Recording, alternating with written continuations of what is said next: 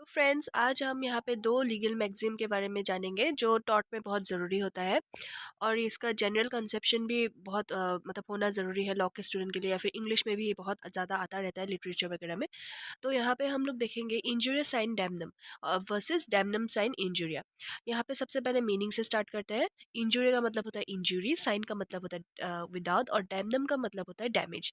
तो यहाँ पे इंजुरिया साइन डैमनम मतलब इंजुरी विदाउट डैमेज, और डैमनम साइन इंजुरी का मतलब है डैमेज विदाउट इंजुरी।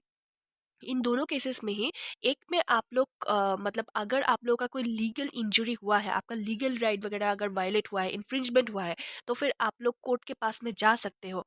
और एक केस में क्या होता है कि आपका डैमेज हो रहा है, लेकिन आप लोग उस केस में आप लीगल, आपका कोई लीगल राइट मतलब वायलेट नहीं हो रहा है, तो फिर आप लोग कोर्ट के पास में नहीं जा रहे हो, नहीं जा पाओगे। तो यहाँ पे ये मीनिंग समझने के बाद में ही आपको पता चल गया होगा कौन से केस में आप लोग कोर्ट के पास में जा सकते हो। यस, वो पहला वाला है इंजरी असाइन डैमनम।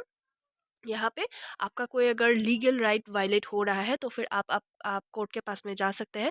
जैसे कि फॉर एग्जांपल, अगर आपका राइट टू वोट जो कि एक लीगल राइट है, वो अगर वायलेटेड हो रहा है, वो अगर इन्फ्रिंज हो रहा है, तो फिर आप कोर्ट के पास में जा सकते हैं। कोई भी पेटिशन फाइल कर सकते हैं, आपको न्याय ज़रूर मिलेगा।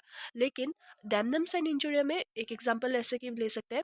अगर आप एक शॉप ओनर है, आप एक आपके ओपोनेंट जो है, उन्होंने आपके पास में ही एक दुकान खोल लिया है, सेम शॉप खोल लिया है, मान लीजिए ग्रोसरी का शॉप खोल लिया है, आपका भी ग्रोसरी का है। तो फिर जो आपका जो डैमेज हो रहा है वो लीगल, जो आपका लीगल राइट है उसके ऊपर में नहीं आएगा। आपका डैमेज जरूर हो रहा है, लेकिन वो विदाउट लीगल डैमेज के है, लीगल राइट का वायलेशन के बिना है। तो यहाँ पे आप कोर्ट में फाइल कुछ भी मतलब पेटिशन वगैरह फाइल नहीं कर सकते, क्योंकि ये उस ओपोनेंट का भी हक है कि वो वहाँ पे दुकान खोले, या फिर उसका अगर ज़्यादा बिक्री जा रहा है, आपका अगर डैमेज हो रहा है उसमें, तो उसका उसमें कोई गलती नहीं है। तो यहाँ पे बहुत फेमस केसेस भी है, जिसका वीडियो मैंने ऑलरेडी बना के रखा है नोट्स के साथ में, तो आप प्लीज़ उसे भी जाके ज़रूर देखिए।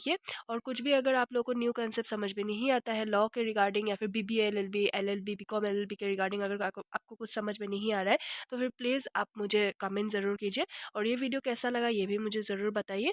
Please subscribe to this channel, and thank you so much for watching. Bye bye.